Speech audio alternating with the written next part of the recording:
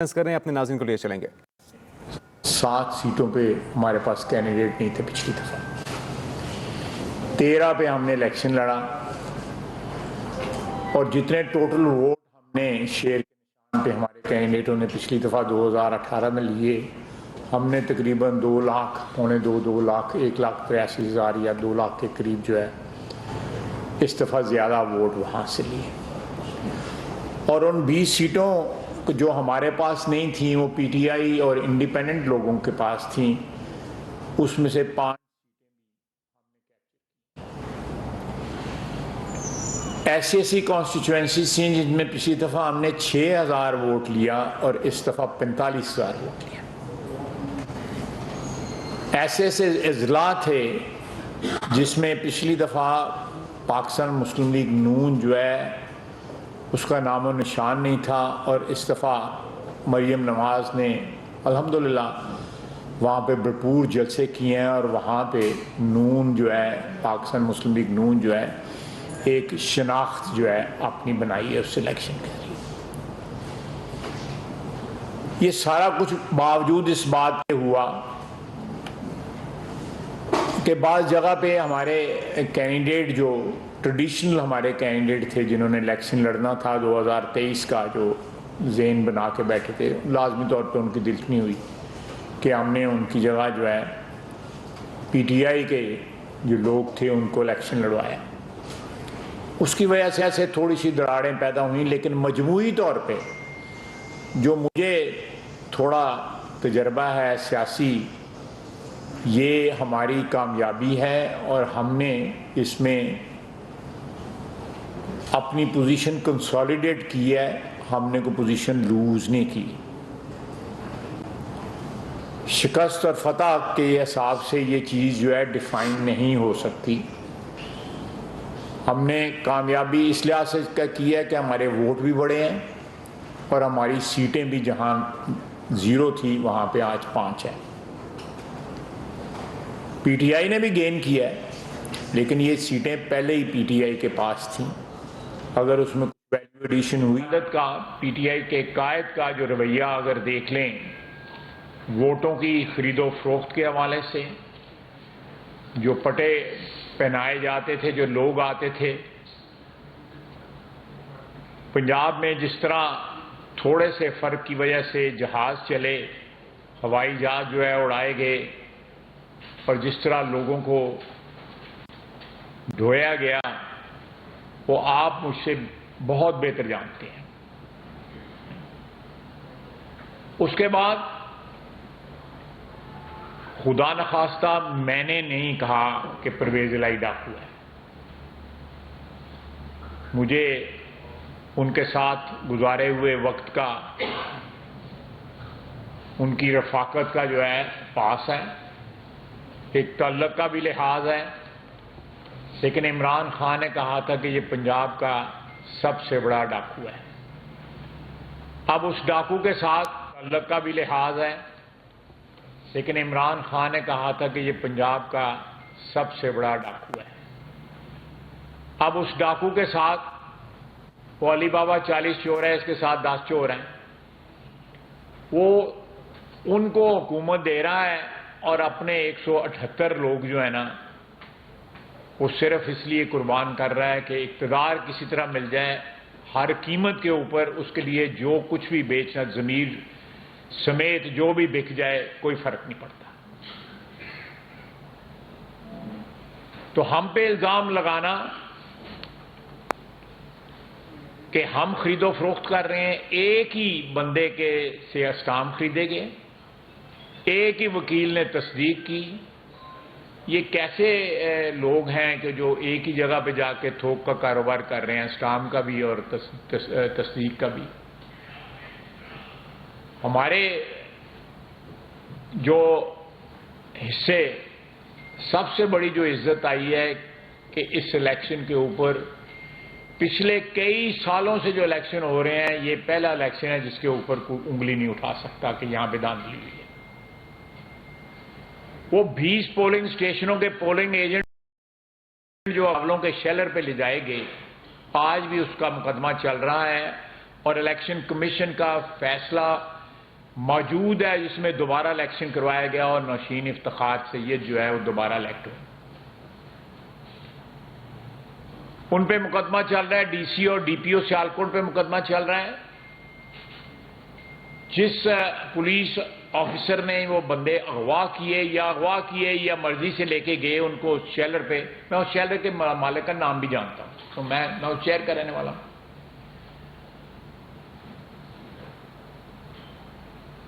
اس شیلر کے پہ جہاں کٹھے ہوئے ان کے ساتھ کیا سودا بازی ہوئی, کیا ان پہ جو انسپیکٹر لے کے گیا وہ آج وعدہ معاف گواہ ہے اس کیس کے اندر. یہ ساری باتیں جو ہیں یہ میں کو اپنے پاس سے ان کو گھڑ نہیں رہا, یہ آپ مجھ سے یہ بہتر جانتے ہیں, آپ نے یہ ساری باتیں رپورٹ کی ہوئی ہیں. آج ہمیں کہا جا رہا ہے, خدا نخواستہ میں پھر کہوں گا, میں اس چیز کو ایمفسائز کروں گا کہ حمزہ شہباز شریف کی جو ایڈمنسٹریشن ہے اس نے پاکستان کی جو ریسنٹ تاریخ ہے اس میں سب سے زیادہ شفاف الیکشن 20 سیٹوں کے اوپر کسی نے کوئی انگلی نہیں اٹھائی. سیاسی طور پہ جو ہے وہ اونچ نیچ ہوتی ہے, گراف اوپر جاتا ہے, گراف نیچے جاتا ہے, وہ ہر الیکشن پہ ہوتا ہے. جب سے الیکشن کا انوینٹ ہوا ہے, جب سے الیکشن کی ایجاد ہوئی ہے, یہ سلسلہ چلتا ہے اور چلتا رہے گا آئندہ بھی. ہم سمجھتے ہیں پی ایم ایل این کہ یہ کوئی سیٹ بیک نہیں ہے, ہمیں کوئی ہمارا بیانیہ ڈیفیٹ نہیں ہوا, مہنگائی کا کوئی اثر جو ہے لمبا چوڑا جو ہے ایفیکٹ جو ہے اس الیکشن کے اوپر مرتب نہیں ہوا. ٹوٹل جو ہے لوکل سیاست کے بیس کے اوپر جو دھڑے ہوتے ہیں, سیاسی دھڑے ہوتے ہیں, سیاسی پارٹیاں ہوتی ہیں, سیاسی وفاداریاں ہوتی ہیں. مثلا ایک جگہ ہمارا ایک کینڈیڈیٹ جو ہے وہ ناراض ہو کے اس نے آزاد الیکشن لڑا, 41,000 ووٹ لیے ہیں اس نے آزاد. میں باری باری ساری کانسٹیچوئنسی کا ذکر نہیں کروں گا, میں آپ کی سمع خراشی لمبی چوڑی نہیں کروں گا, لیکن ایک بات جو ہے میں کلیریفائی کرنا چاہتا تھا, وہ میں نے کوشش کی ہے کہ میں آپ کے سامنے کلیریفائی کر سکوں. آپ دیکھیں سارے الیکشنوں کے اوپر کسی پہ آر ٹی ایس بیٹھ گیا, اس سے پہلے 2013 کا الیکشن ہوا, اس کے اوپر بھی کہیں سوالیہ نشان اٹھے, کہیں سوالیہ نشان نہ اٹھے. یہ سارے الیکشن 2002 کا الیکشن لے لیں, 2008 کا الیکشن لے لیں, لیکن اگر یہ 20 سیٹوں کا الیکشن کسی چیز کی انڈیکیشن کرتا ہے تو وہ کرتا ہے کہ پی ایم ایل این کی حکومت اگر ہوگی تو اس میں کم از کم جو ہے ووٹ کی عزت ہوگی. ہمارا بیانیہ جو ہے پرسوں کا الیکشن ہے, 17 جولائی کا الیکشن میں ہمارا بیانیہ جیتا ہے کہ ہم نے ووٹ کی عزت کا تحفظ کیا ہے, اس کی حرمت کا پاس کیا. ہم نے ووٹ کو پامال نہیں ہونے دیا, باوجود اس بات پہ کہ ہمارا اقتدار جو ہے وہ داؤ پہ لگا ہوا تھا. ہمیں اس چیز کا پورا احساس تھا, لیکن ہم نے اس چیز پہ کوئی ایسا کمپرومائز نہیں کیا جو کل ہمارے لیے لائبلٹی بنتا یا تانا بنتا. لیکن آپ دیکھیں کہ جس طرح انہوں نے گیم کھیلی ہے اقتدار کے دوران, پورا اقتدار کے 3.5 سال یا 3.25 سال جو ہیں, سوائے اس کے کہ اپنے مخالفین کو جو ہے انہوں نے حکومتی ادارے جو امانت ہوتے ہیں حکمرانوں کے پاس, ان کو استعمال کر کے وکٹمائز کیا. آپ کے سامنے 2 لوگ بیٹھے, 2 اشخاص بیٹھے ہوئے ہیں, دونوں نے نیب بکتا ہوا ہے, دونوں نے قید بکتی ہوئی ہے. مفتہ بھی ضمانت میں ہے, میں بھی ضمانت پہ, لیکن ہمیں کوئی گلہ نہیں ہے. ہم اپنی ایک پارٹی اپنی قیادت کے ساتھ وفاداری کی وجہ سے ہمارے خلاف جو ہے ادارے استعمال ہوئے, اور اس ادارے کے سربراہ کا کی جو کہانیاں ہیں, میں کسی کے عیب جو ہے پبلکلی جو ہے, اللہ تعالیٰ مجھے معاف کرے, میں کوئی اتنا نیک پارسائی کا مجھے کوئی دعویٰ نہیں ہے, لیکن وہ کہانیاں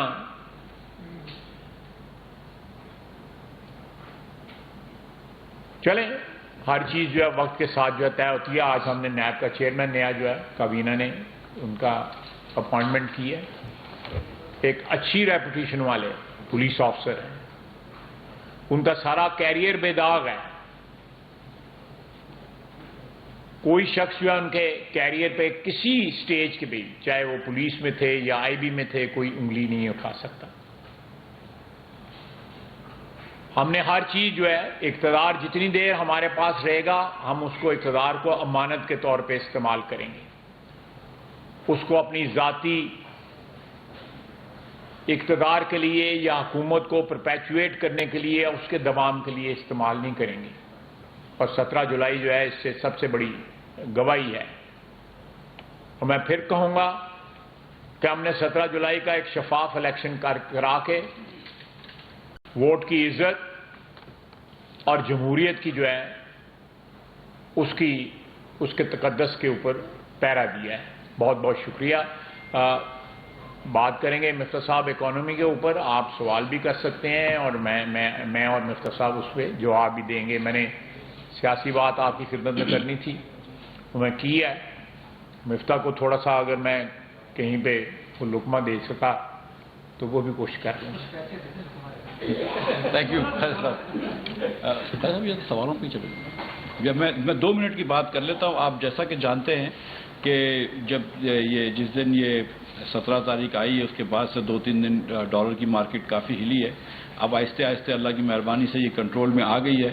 میں نے آپ کے سامنے پہلے بھی عرض کی ہے کہ اس مہینے کے جو ہمارے نئے امپورٹس ہیں وہ کم ہیں, پچھلے سال سے بھی کم ہیں, پچھلے مہینے سے بہت کم ہیں.